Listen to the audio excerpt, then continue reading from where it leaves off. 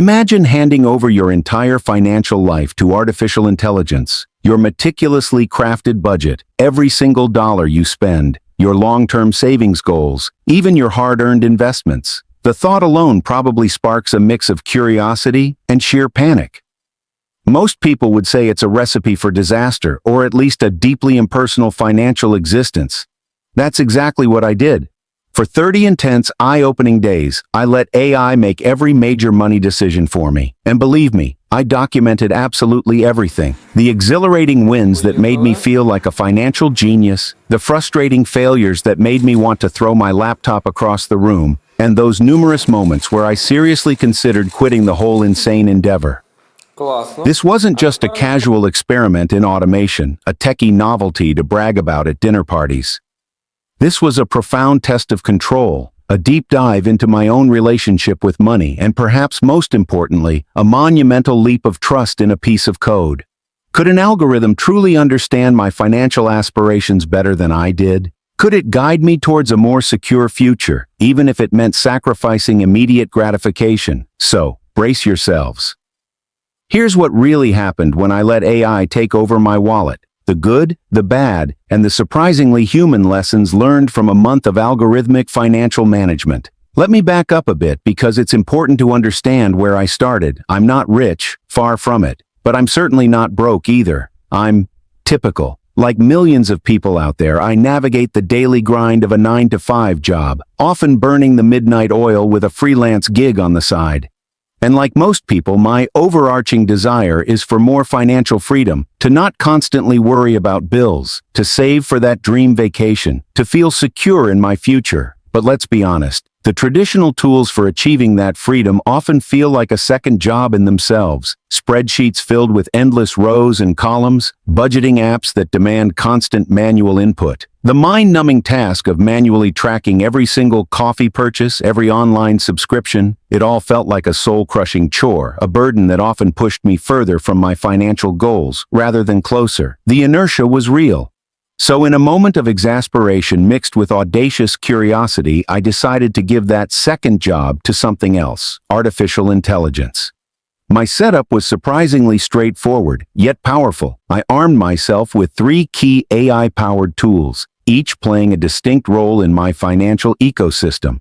ChatGPT. This was my financial advisor, my strategist, and my sounding board. I used it for getting high-level advice, creating detailed spending plans, and even talking through my financial anxieties. It was the brains of the operation. YNAB. You need a budget. This wasn't strictly AI, but it became the essential backbone for tracking every single dollar. It's a zero-based budgeting tool, and I gave AI the reins to allocate funds and approve or deny purchases within it. This is where the rubber met the road. Auto-GPT synced with Google Sheets. This was my real-time monitoring system. Auto-GPT, an experimental autonomous AI, was set up to constantly pull data from YNAB and other sources, compare it against my goals in a Google Sheet, and flag any discrepancies or opportunities. It was the vigilant overseer, ensuring I stayed on track, or at least knew when I wasn't. And yes, I gave it full control. This wasn't some half measure. There were no purchases unless AI explicitly said yes. No investments unless AI approved it. If the AI said no, the answer was no. Period. Was I crazy? Maybe. My friends certainly thought so, but I was all in. The rules were simple, the commitment absolute. Day 1 began with a stark interrogation from ChatGPT. It asked me to lay bare my entire financial situation, no holding back. I meticulously input my numbers: income of $3, $500 month, fixed expenses, rent, utilities, loan payments totaling $2,100. Then came the crucial part: my financial goals. I wanted to save $500, pay off $300 in credit card debt, and finally, begin the daunting journey of investing. ChatGPT crunched the numbers, and within seconds, presented me with a budget. It was brutal. Groceries, $200 for the entire month. Entertainment, a measly $40. And for discretionary wants, the AI allocated a painfully specific $13 per day. Ouch! My immediate thought was, how am I going to survive on this? But then, something remarkable happened. As I was inputting my existing expenses, the AI, through its integration with my financial data, Noticed something I hadn't in months, possibly years. 3 recurring subscriptions, a streaming service I never watched, an app I'd forgotten about, and a magazine I hadn't opened, were quietly draining my account. ChatGPT flagged them instantly, recommending immediate cancellation. I followed its advice. Just like that, $58 saved without lifting a finger. Not a bad start for day one. The initial shock of the strict budget was quickly offset by a tangible win. Then came the real test, the first major temptation. I was craving my favorite takeout from the local Thai place. My finger hovered over the order button, but I remembered the rules. I asked ChatGPT. Its response was swift, emotionless, and devastatingly logical. Based on your stated financial goals, this purchase will delay your debt payoff by 2.3 days. Please consider preparing a meal at home to maintain progress. The guilt was immediate, intense, and undeniable. It wasn't a human voice scolding me, but the sheer cold logic of the AI was far more effective. I put the phone down and made myself a peanut butter sandwich. The power of a data-driven consequence was truly sobering. Week 2 brought a new dimension to the AI's influence. It wasn't just about cutting back. It started proactively suggesting ways to increase my income. You have graphic design skills, ChatGPT prompted. Consider creating digital products to sell online. Platforms like Etsy offer a low barrier to entry. I was skeptical. Who would buy digital planners from me? But the AI was persistent. So, I dedicated one evening to designing a few minimalist digital planners. I uploaded them to Etsy, expecting nothing. To my astonishment, within 3 days, I made $16. It wasn't enough to retire, but it was something. A passive stream of income, generated purely from an AI's suggestion. It felt like magic, or at least, a very smart nudge. Meanwhile, the AI continued its relentless optimization of my spending. It flagged that I was still overspending on groceries, despite my efforts. It then presented me with a detailed meal plan for the week, complete with linked recipes that minimized waste and utilized ingredients efficiently.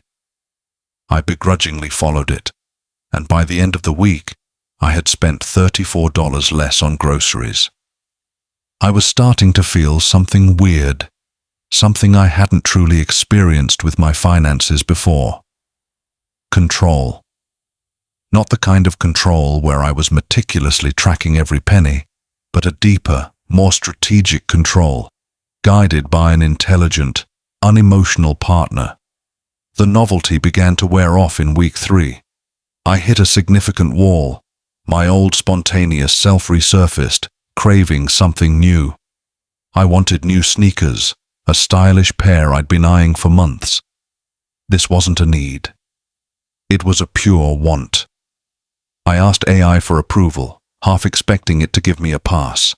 Its reply was delivered with the same dispassionate efficiency.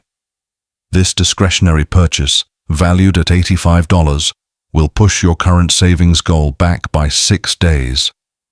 Your decision.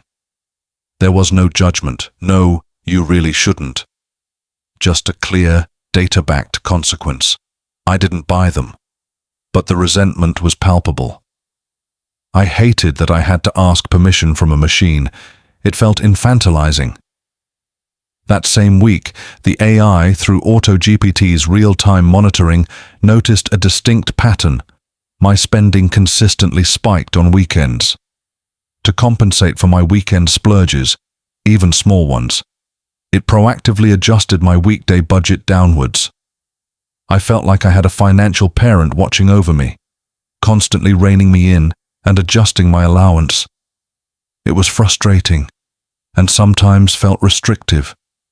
And yet, I was finally making tangible progress. My debt was down by an impressive $112. My savings account had swelled, hitting the $400 mark. The numbers didn't lie.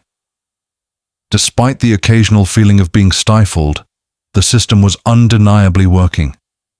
I was getting closer to my goals, but I desperately missed the freedom of being spontaneous. The final week of the experiment brought perhaps the most significant leap of faith. AI took over my investments. I had always been hesitant about investing, paralyzed by choice and fear of making the wrong move. I told ChatGPT my risk tolerance, moderate, and it quickly suggested a simple, diversified three-fund portfolio. VTI, US Total Stock Market, VXUS, International Total Stock Market, and BND, Total Bond Market. It even recommended a specific robo-advisor platform to execute the trades. With a deep breath, I invested $200 through the recommended robo-advisor. The initial gains were small, almost imperceptible, but the psychological impact was immense. The peace of mind from knowing an intelligent system was guiding my investments, aligning them with my goals and risk tolerance, was truly invaluable. It removed the emotional guesswork and the overwhelming burden of research. For 30 days, I changed my habits, my routines, my mindset, and lived as if I already had generational wealth. I didn't rent a Lamborghini. I didn't fake it for Instagram. I wasn't pretending. I studied how millionaires actually live, and I lived it. This is not a video about luxury. This is about learning how the wealthy really think, spend, earn, and protect their money. And what happened in 30 days changed how I see wealth forever. Let's go. The first thing I learned, millionaire living isn't about how much you spend. It's about how much you own, how much control you have over your time, your energy, your income. I built a daily millionaire routine.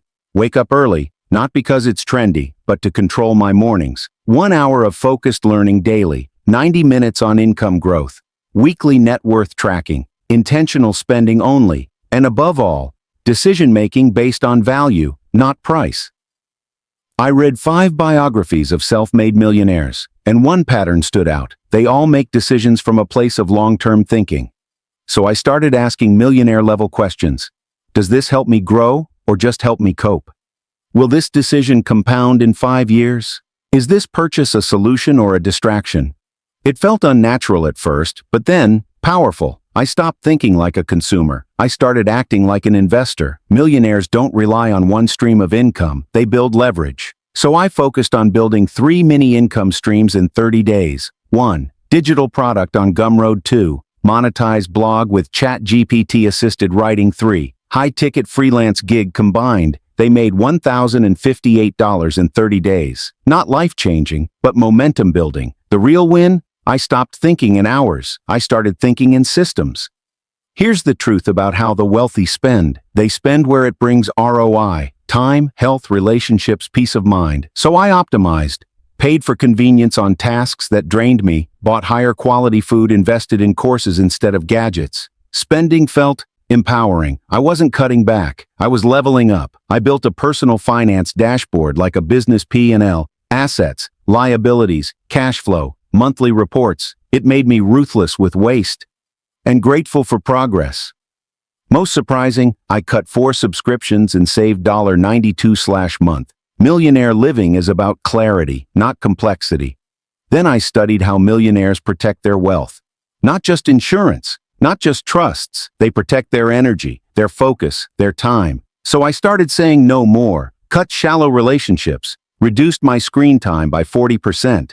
And it gave me more money, because it gave me back time. 30 days in, here's what changed. Earned over $1,000 outside my job.